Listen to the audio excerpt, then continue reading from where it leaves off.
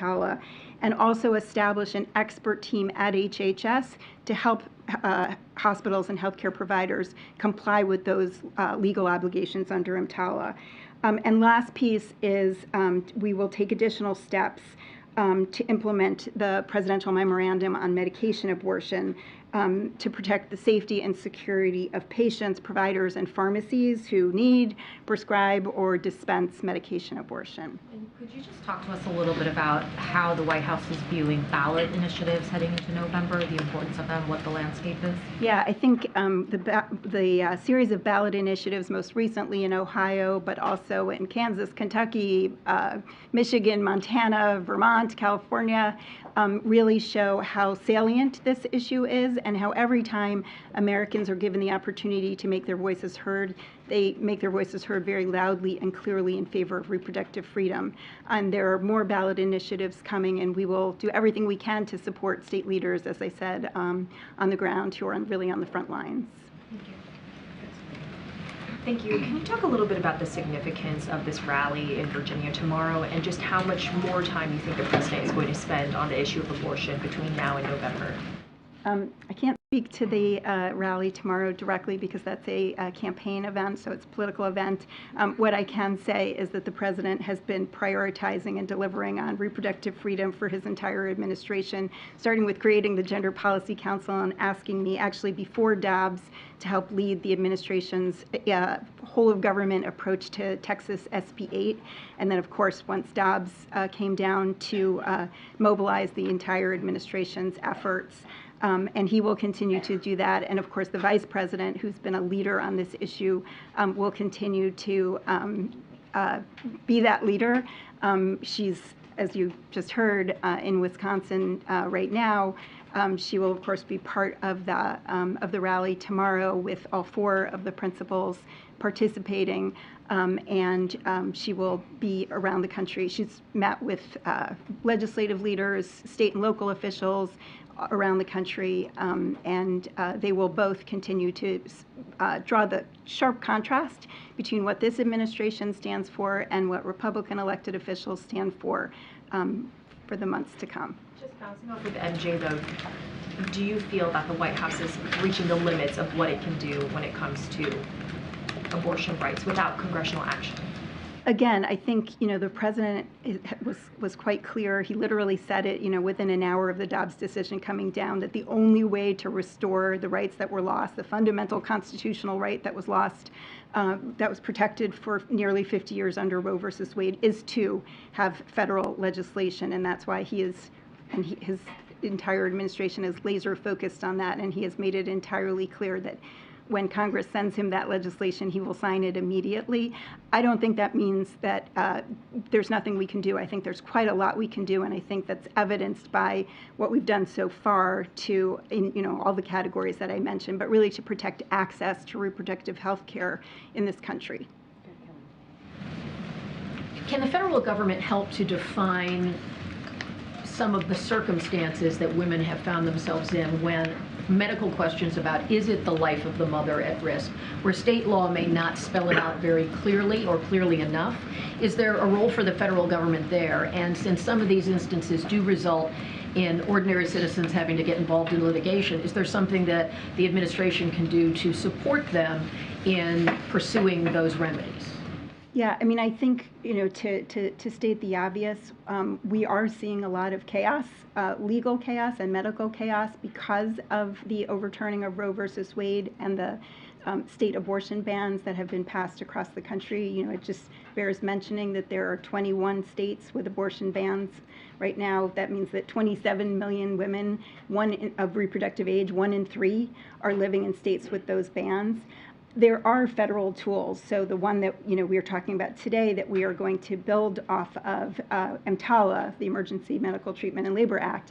The administration has long held the view that that law requires that when somebody walks into an emergency room requiring emergency care to stabilize their medical condition, that treatment, even if it includes abortion, is required under federal law. So I think, that's one of the things that we're trying to make sure that, as I said, patients know what their rights are, know how they can file a complaint.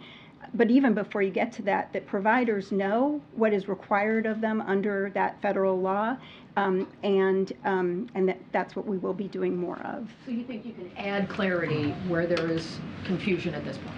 Yeah, I mean, again, to return where we started, ultimately, the only way to ensure that women in every state across the country have the right that they lost when Roe was overturned is to pass a piece of federal legislation restoring Roe.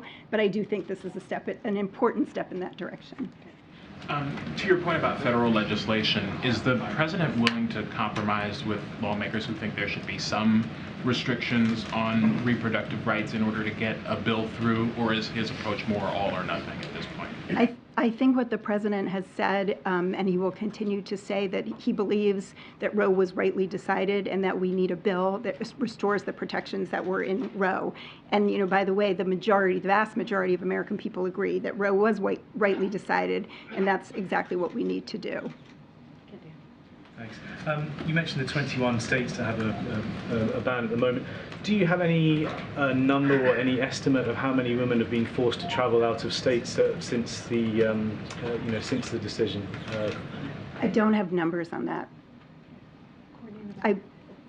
I will say one thing, which is that the Department of Justice filed a statement of interest in 2 cases in Alabama where the right to travel is at issue, where the Alabama Attorney General has threatened to prosecute women and those who help those women cross state lines, but that's not a number for sure.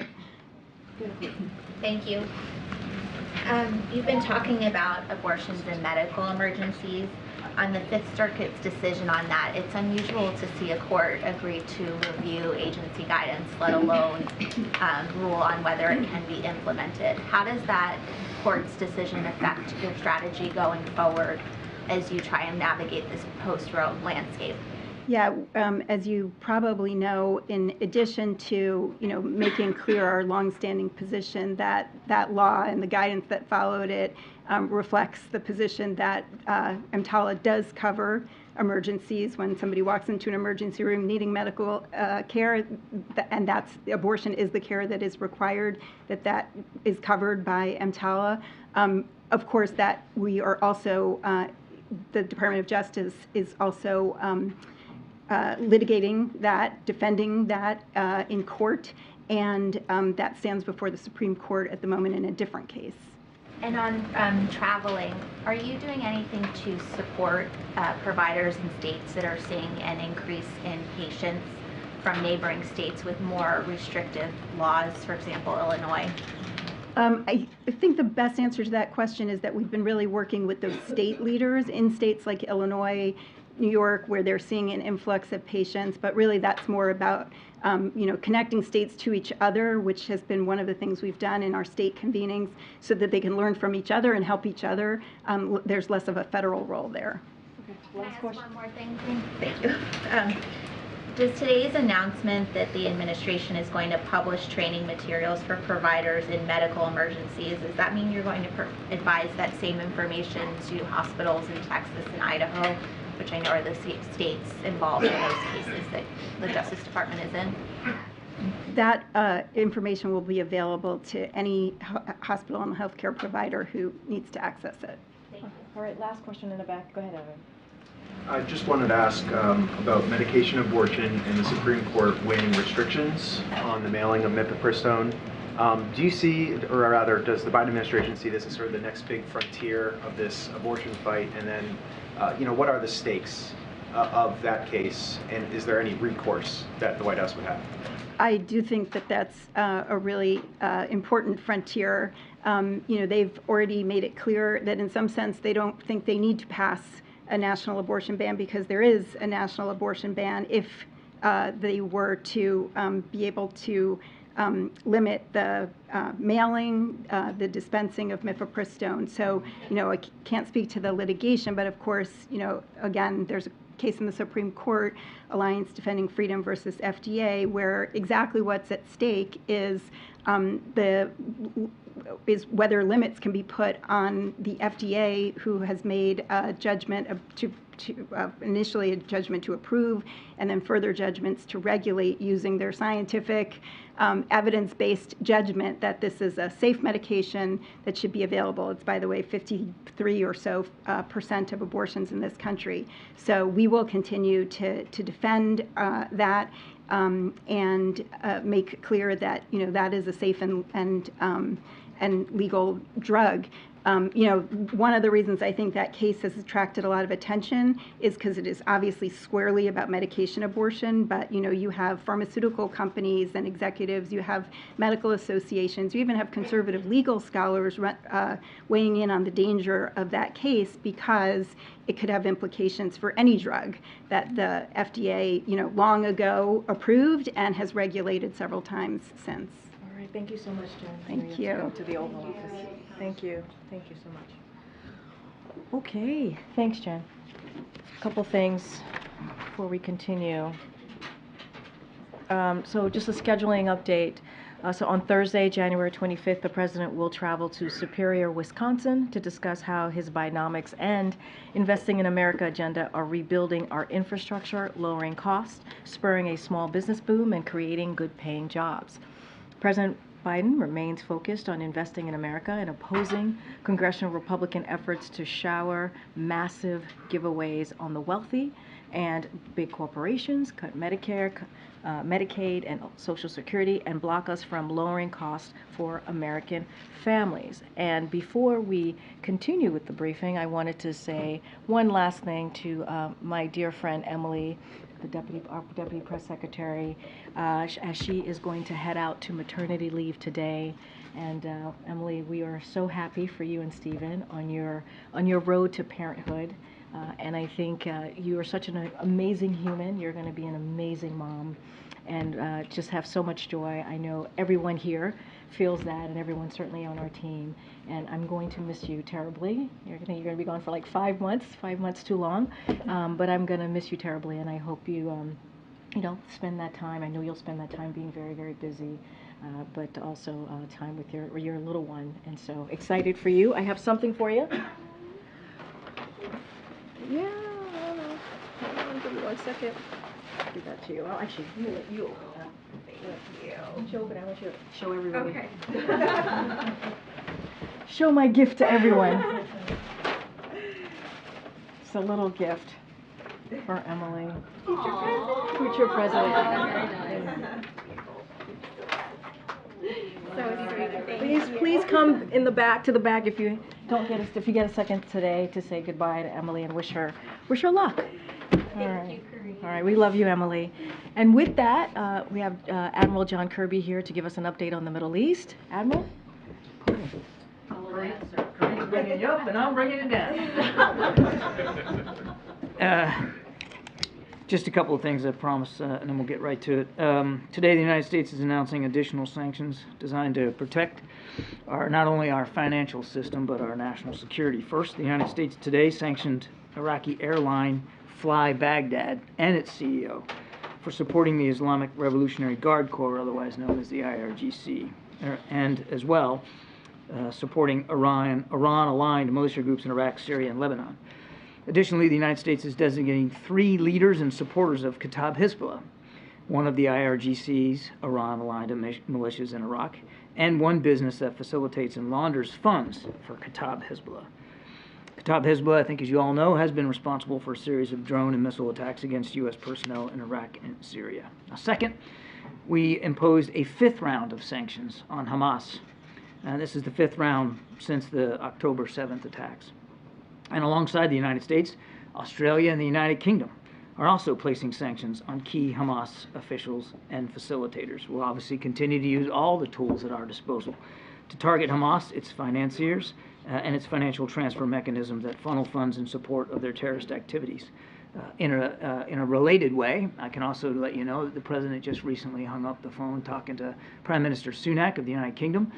Clearly, they talked about what's going on in the Red Sea and the need for a continued international multilateral approach to disrupting and degrading Houthi capabilities. They also had a chance to talk about, obviously, what's going on in Gaza, with stressing the need to continue to bring down the number of civilian casualties and to increase the flow of humanitarian assistance into Gaza.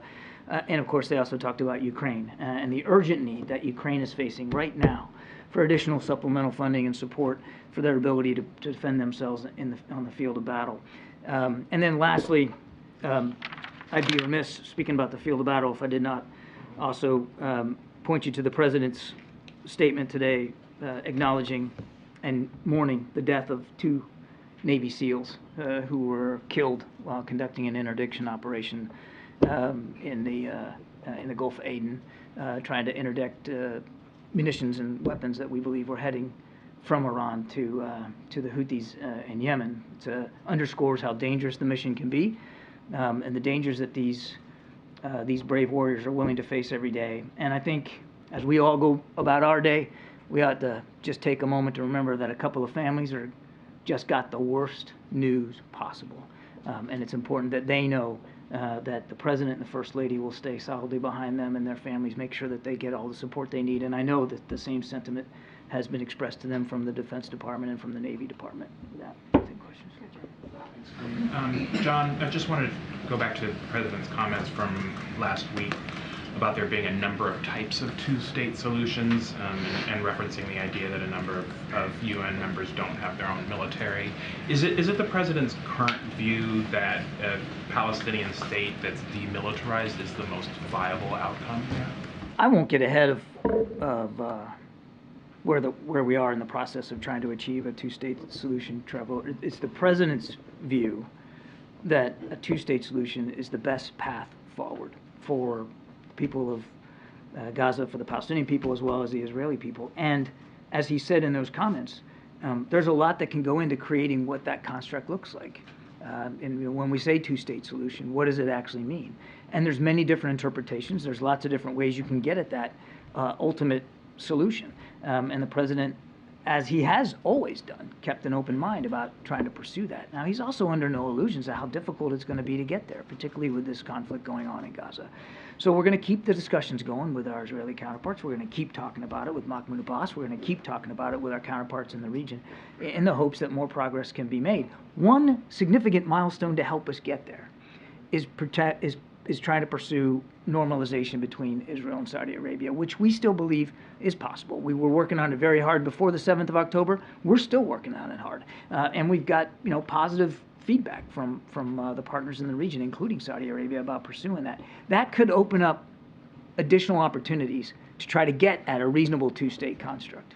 Is the reporting accurate that the President has floated that idea in his last call with Bibi Netanyahu, and that it's something that he's sympathetic to? What idea? A demilitarized Palestinian state. I won't get into the specifics of the discussions that the President is having with the Prime Minister. I think he was very clear with all of you about how he views the ultimate path to a two-state solution and the need for some flexibility in how you describe what that looks like. But again, it's going to require leadership on all sides in the region as well, and it's going to require leadership there to also be willing to look at it the same way that the President is. Just one more thing. By my count, there is at least 2 different Israeli operations today that are taking place in Gaza hospitals. What is the current U.S. guidance to Israel about operations within hospitals where civilians are seeking care? We don't want to see hospitals as war zones. We don't want to see hospitals as battlefields. They should be as protected as possible. That said, we know that Hamas deliberately uses places like hospitals to store weapons, house their fighters, even to some degree for command and control. And so that places a special need on the Israeli Defense Forces, but also a special burden in how they approach any fighting in or around hospitals. They have a right to defend themselves. They have a right to go after these leaders. They have a right to take away the ability for Hamas to store and resource themselves, even if that is in hospitals. But again, I would say the same thing that we've said before on this issue, that we expect them to do so in accordance with international law and to protect innocent people in hospitals, medical staff and patients as well, as much as possible. And just quick follow on that question. Have the Israelis briefed the U.S. on their plans to protect those civilians? I'm not aware of specific military briefings about that. And But we've been very clear about our expectations. And does the U.S. agree with a prominent Israeli war cabinet member who said recently that the remaining hostages can only be released through a ceasefire? We believe, well, I mean, look, we've seen the way we got those 100 hostages out was through a week-long humanitarian pause, stopping a temporary stoppage in the fighting.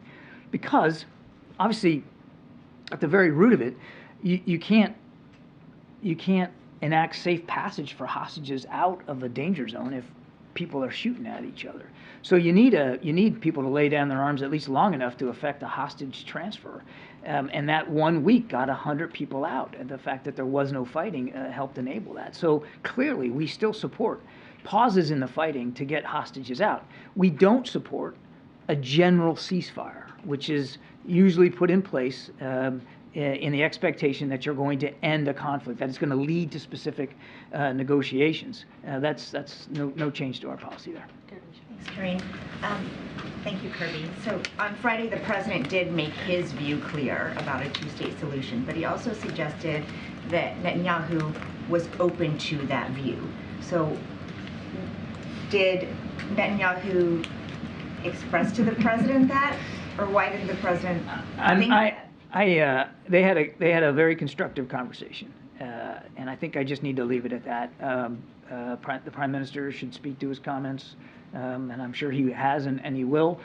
All I can tell you is where the President's head is, still believes in the two-state solution, and as you heard him say himself, he believes that there's a way to it. He's optimistic that we can get there, and that it could, obviously any two-state solution is going to require some compromises.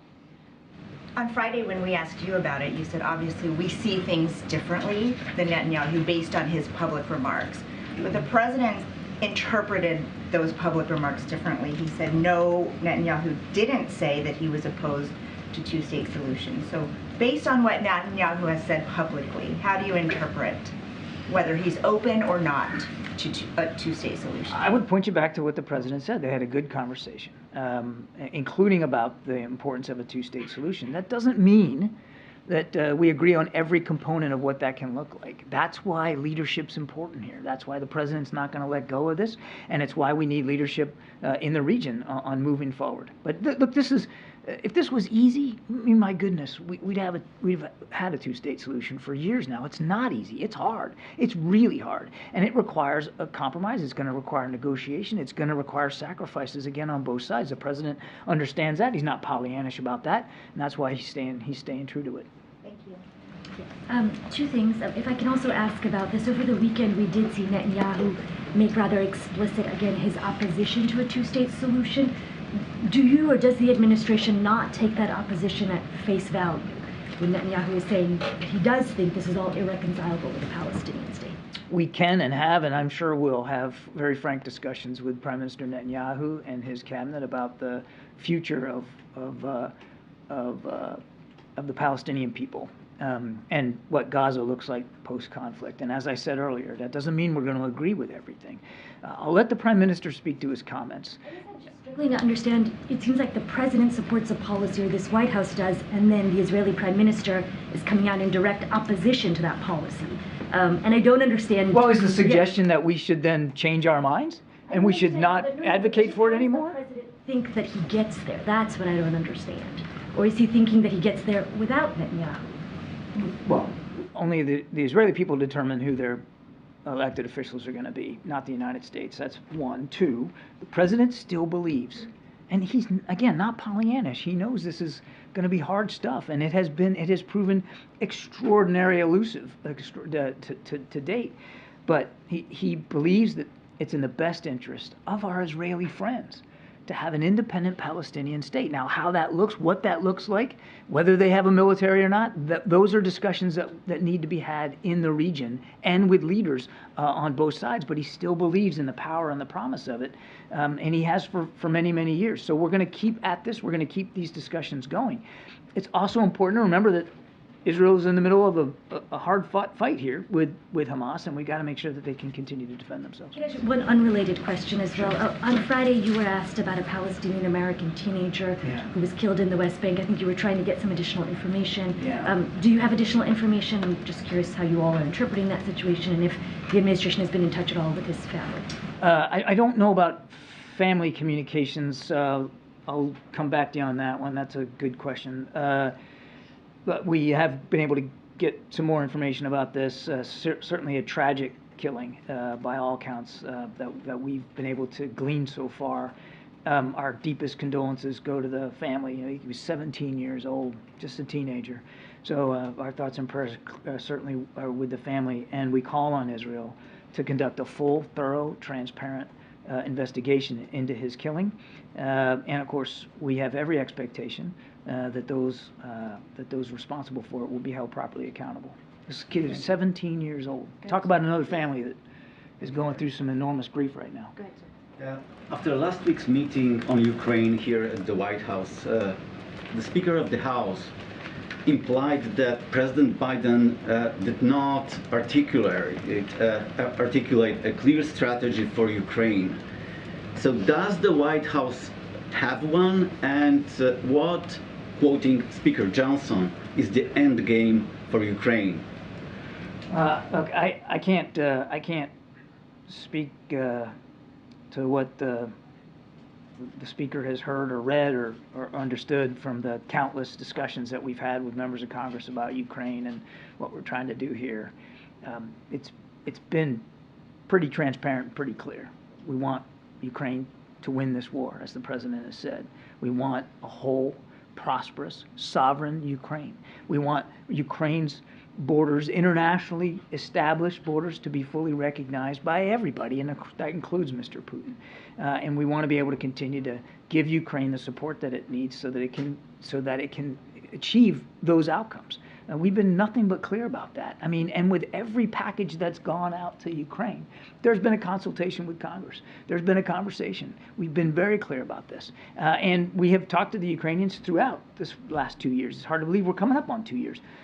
Meeting their needs along the way, we want to continue to do that. What do you make of Speaker Johnson's comments, repeated comments?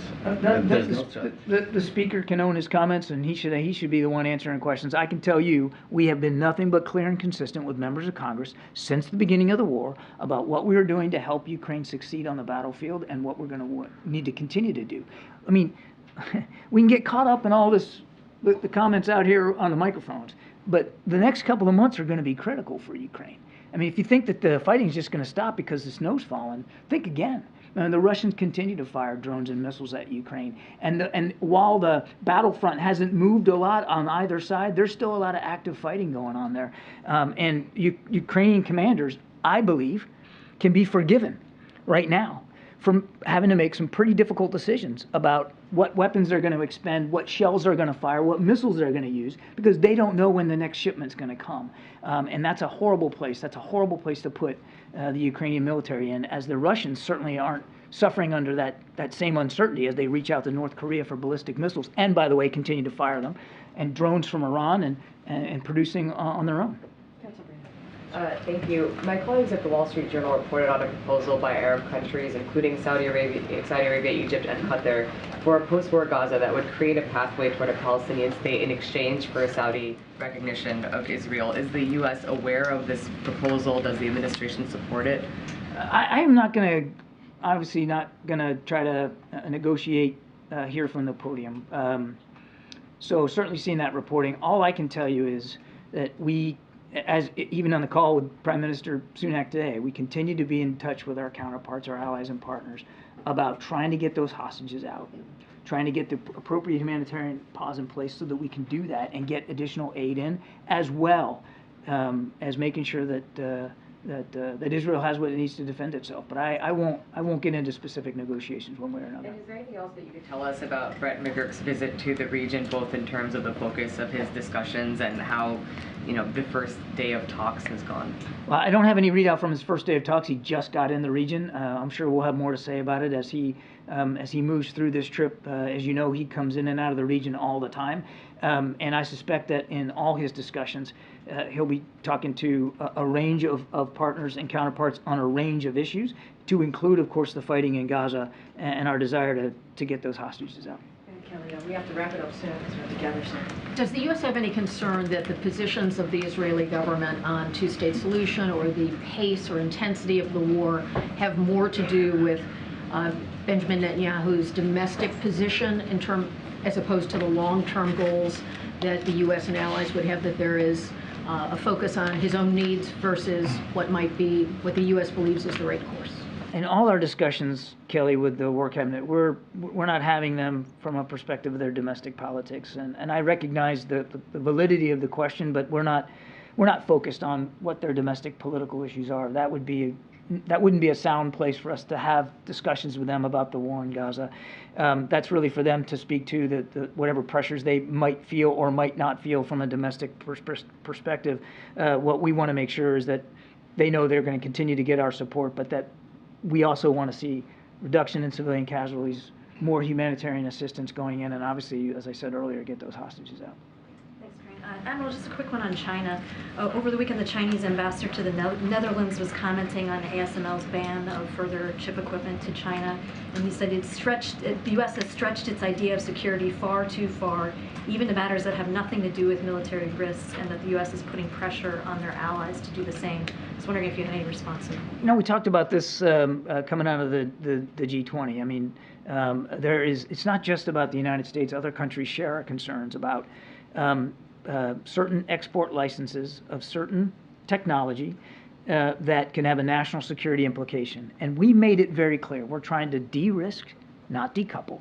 And our decisions in terms of these export licenses is really designed specifically to make sure that we can continue to protect U.S. national security. That's what we're focused on. And these companies obviously have to make their own decisions. Yeah, John. Thanks a lot, Karine. John, it seems as if the administration and Prime Minister Netanyahu are on the same page as it relates to the hostages. That is, that you can't talk about having a cessation of hostilities in Gaza without a release of the hostages. Would you agree with that idea? We believe that it's important in order to be able to get hostages out safely, you've got to have a pause in the fighting. And where do things stand as it relates to that? We're almost approaching February. The hostages were initially taken October the 7th of last year.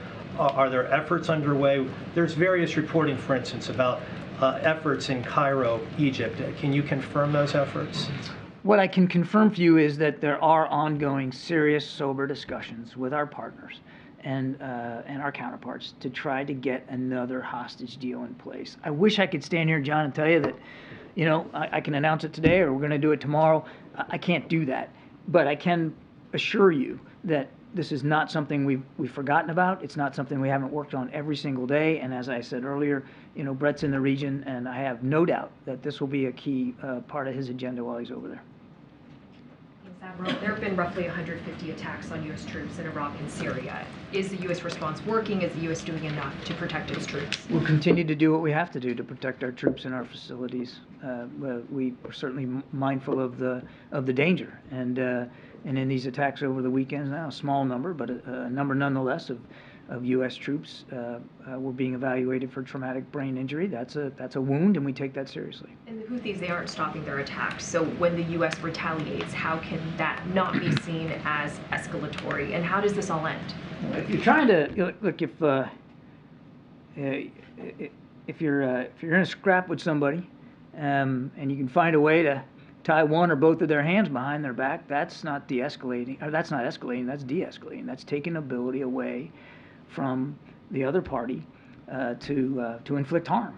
And the strikes that we have conducted ashore in Yemen have degraded Houthi capabilities. As I've said earlier, it doesn't mean that they don't still have offensive capability available to them. Clearly they do, because they continue to use it. And as the president said, as long as they continue to make that choice, we have a choice too. We have a choice to keep defending our ships and our sailors and merchant traffic, and we have a choice, when we have the information available to us, to preempt their ability to conduct those attacks, and we'll continue to do that. And there was a pretty stark statement from a senior Israeli official to ABC News saying that Israel's closer than ever to a war with Hezbollah and possibly a full regional war. Do you agree with that?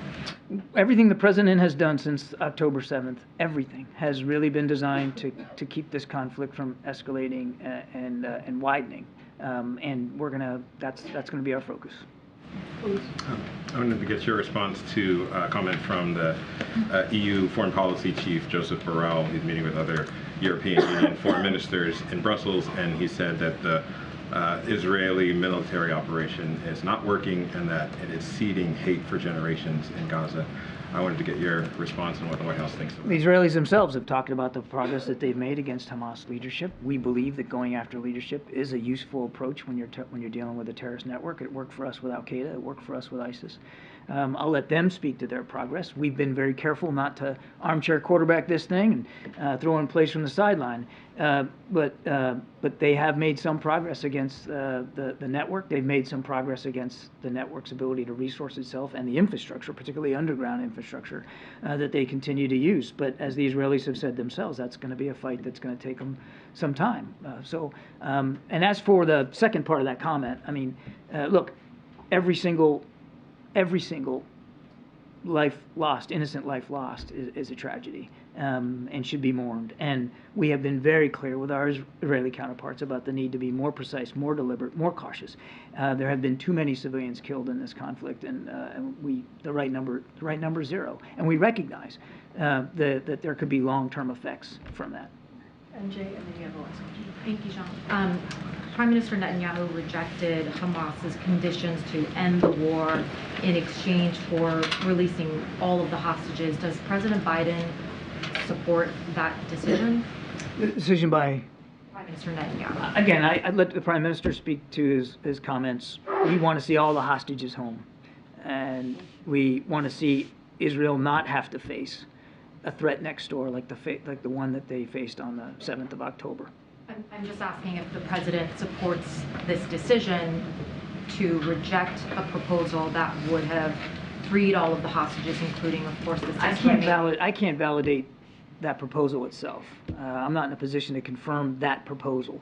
I understand that. I'm not in a position to confirm that. What I can tell you is that the president supports Israel being able to defend itself.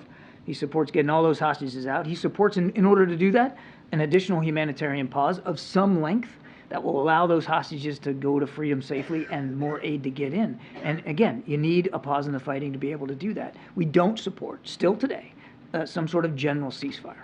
And just on going back to the phone call between the president and the prime minister on Friday, we reported that the prime minister in that phone call had privately indicated that he was not ruling out the possibility of any Palestinian state in any form. Obviously, you're aware of what he has said in public over the last few days. My colleagues have referenced those statements.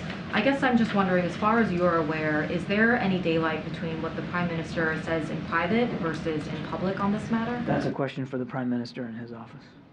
Last question. So, if the U.S. aid is delayed further for Ukraine, is there a danger? Does the President worry that other European states might withdraw their support? I would say that the President's mindful that other nations are watching what we do. Obviously, Mr. Putin's watching what we do, and other nations not involved in this conflict are watching what we do, I'm sure. I'm sure China's watching it too, President Xi. But our allies and our partners, yeah, they're watching closely what we end up doing here, because American leadership has been critical in supporting Ukraine. We have literally led the way, not only in the contributions, but in the coordination of contributions of other nations to get stuff into Ukraine. And so, yeah, I think it's entirely possible. We should expect that some of our allies and partners might have to make different decisions if they see American leadership falter here, or the United States pull back from supporting Ukraine. And that would have potentially disastrous consequences for Ukraine. And has the President had any conversations with any of these European states? Well, he just talked to Prime Minister Sunak today, and one of the topics was Ukraine. So, yes, absolutely. Thanks, Admiral. Thank you so much, Admiral. All right, we don't have too much time, so rapid fire, I guess. Go ahead, Songmin. First of all, does the White House see this week as sort of a make or break week when it comes to the border deal coming together and advancing the Senate?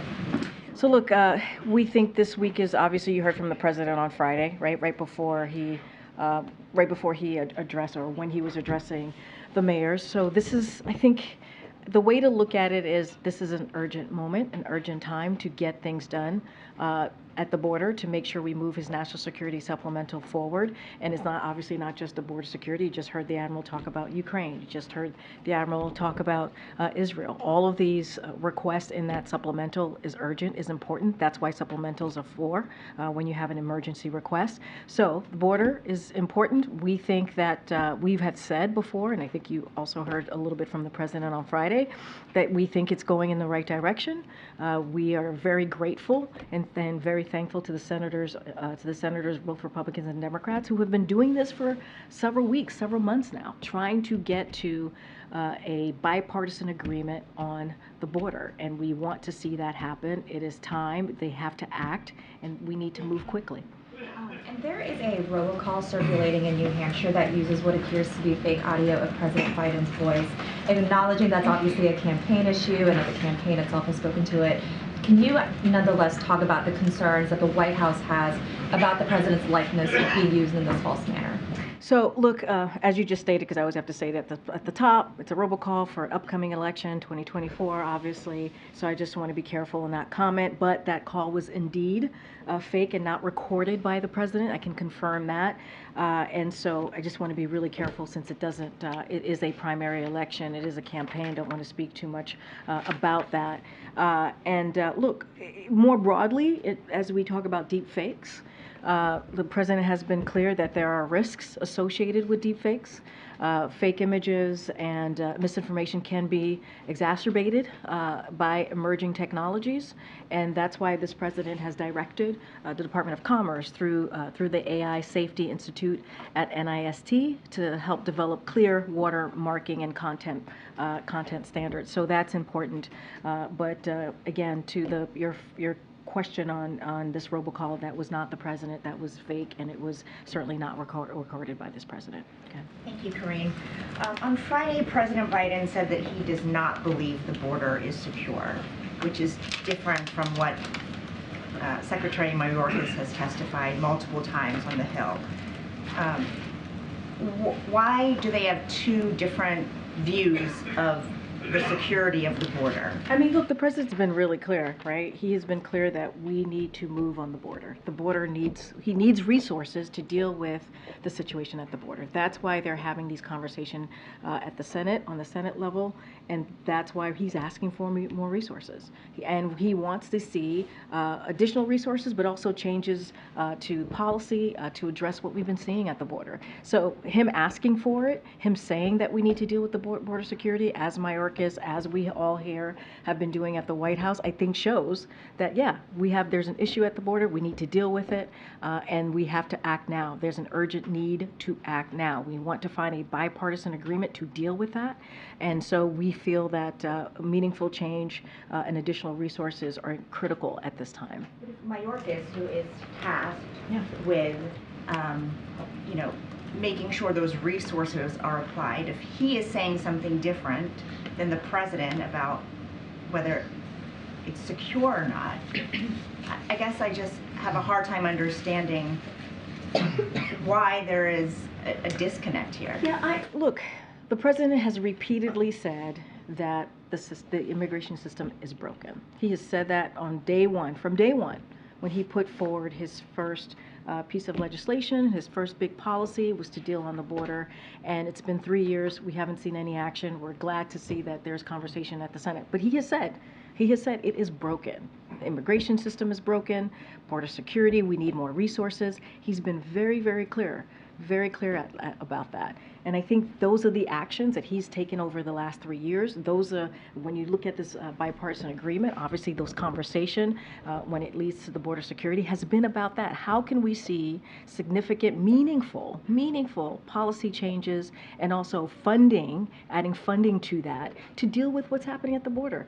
So, look, it's broken. The system is broken. The president has said this. That's why on the first day, again, I'm just repeating myself here over and over again, he put forward a comprehensive immigration policy to Congress to deal with that broken system that has been around for decades. I just had a very quick follow-up on the robocall. Understanding that may raise some federal issues as well. Is there going to be any kind of federal response in terms of national security, election integrity, law enforcement, policy, anything like that? So I don't have anything else to share beyond, confirming that it was indeed fake. It was not recorded by this president. Want to be also really, really careful because it's an ongoing, obviously, an election year that we're in, 2024, so don't want to get too far into it. But I also just laid out why we have to be mindful, right? There are going to be deep fakes. That's why the president has taken this very seriously over the last couple of years here in the administration. So I don't have anything to preview or to lay out on any response from the federal level, but I can certainly confirm that that was not the president. It is not the president's voice. He did not record that message. Go ahead. It's been a while. Hi. Yes. Hello. Where you been? Just preparing for this moment.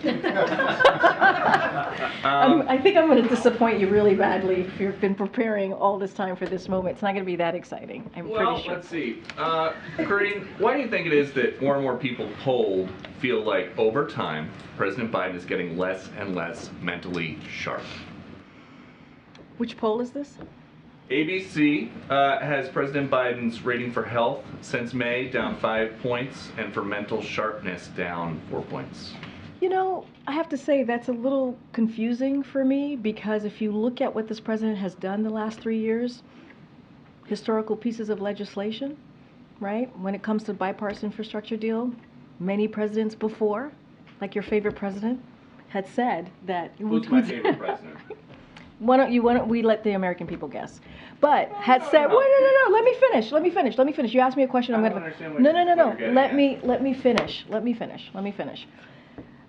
And you'll guess who I'm talking about. Who used to say, Infrastructure Week, which was a punchline, became a joke, and now we are seeing infrastructure decade because of this president. There's the Chips and Science Act, right? There is the Inflation Reduction Act.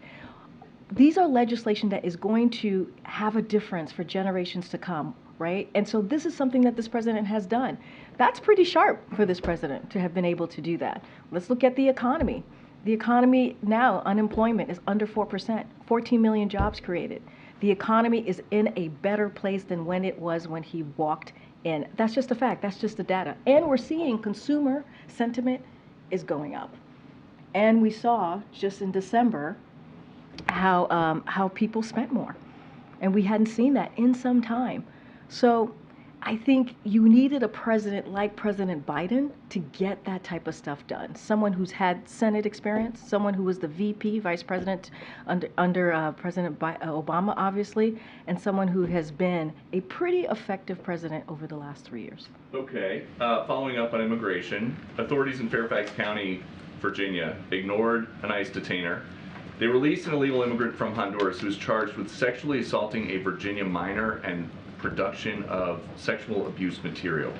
Doesn't that go to show that as record numbers of people appear at the border, you guys have no idea what kind of people are coming into this country? Let me just say, first of all, this is why the president is having negotiations with the Senate, senators, Republicans and Democrats, right, for the past couple of weeks to deal with what's going on with the border security, right, as it relates to border security.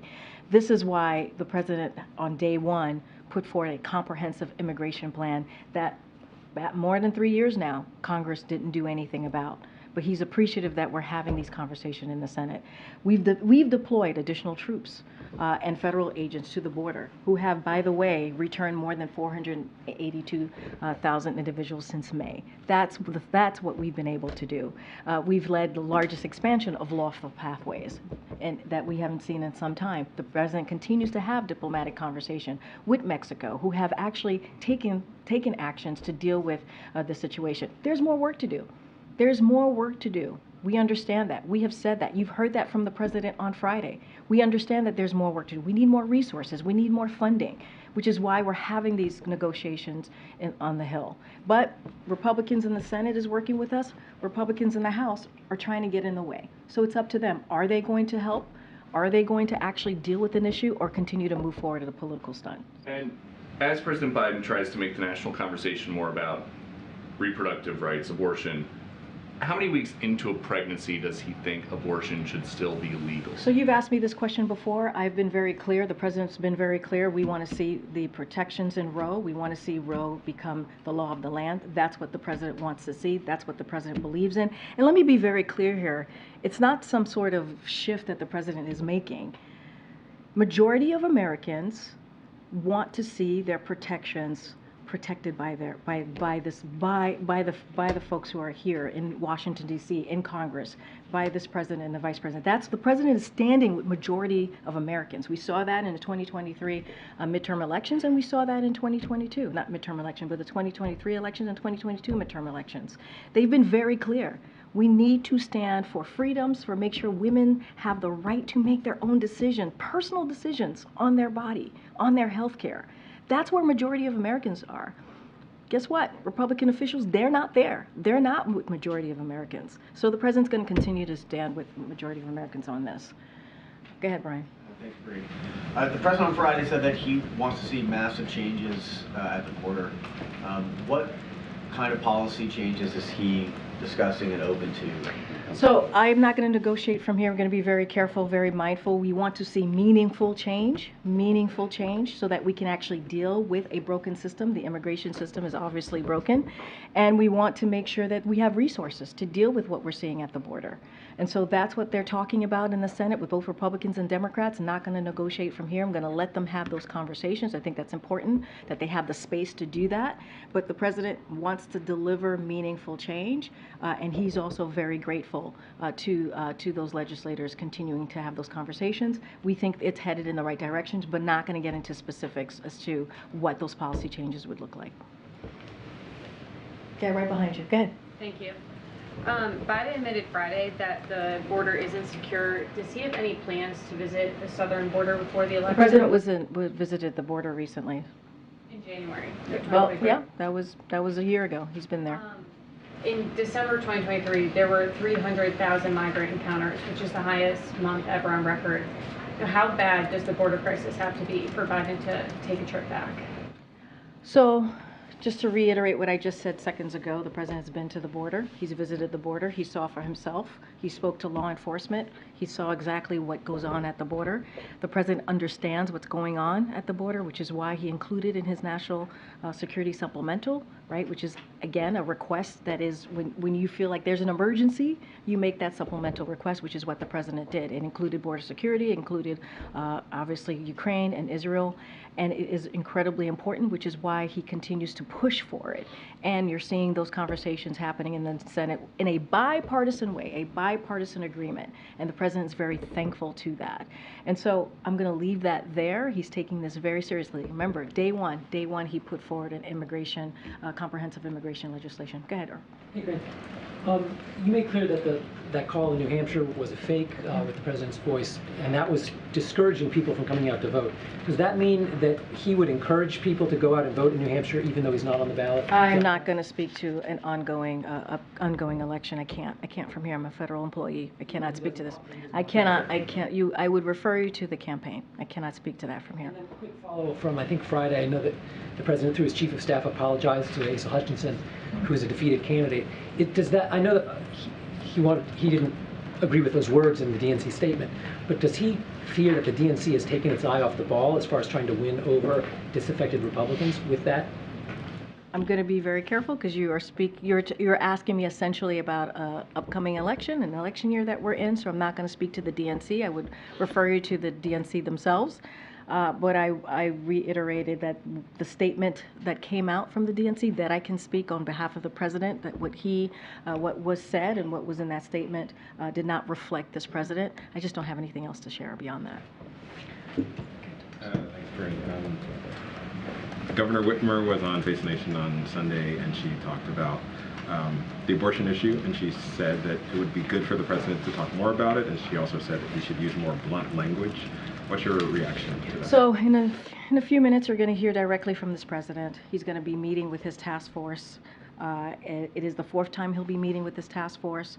The president has made it very clear that women across the country should be making these deeply personal decisions about their own bodies and not politicians. He'll continue to stand for that. He'll continue to stand with overwhelmingly majority of Americans, and you know, he believes and agrees that that reproductive freedom is a fundamental right. It is a fundamental right. Within, I believe, if my timing is right, within the hour after the decision was made by the Supreme Court to overturn Roe, you heard from the president. He spoke passionately about it. He spoke forcefully about what had just happened, freedoms being taken away.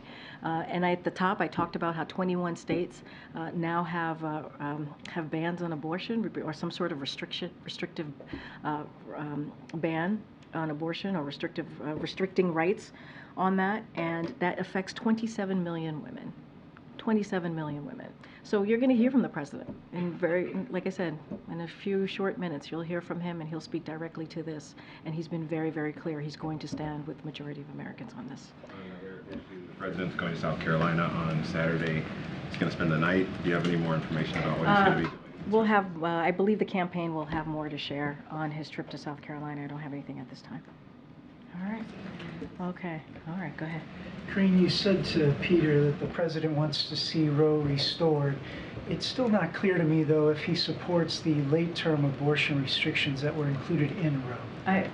Well, if it's in Roe, then that's what he wants to see. I'm just not going to get into it. It's whatever is in Roe, what Roe was when it was a constitutional law, that's what the president wants to see restored. He's been very clear about that. He also said he wants to be a president for all Americans, but how in this situation with this issue does he best represent the pro-life Americans who want to see more unborn babies saved? What I will say is majority of Americans wants to see their rights protected, wants to see women have their rights protected, wants women to be able to make those deeply, deeply personal decisions on their bodies, on their own, not politicians. That's what majority of Americans want to see. And so the president's going to stand with majority of Americans on this issue. Do those unborn babies have any rights then? I'm not going to get into that I'm not going to get into that question. I've been very, very clear about this, where majority of Americans stand. And that's what matters. But the president wants to see Roe become the law of the land, and that's what he's going to continue to ask Congress to do. Thanks, everybody. We'll see you tomorrow.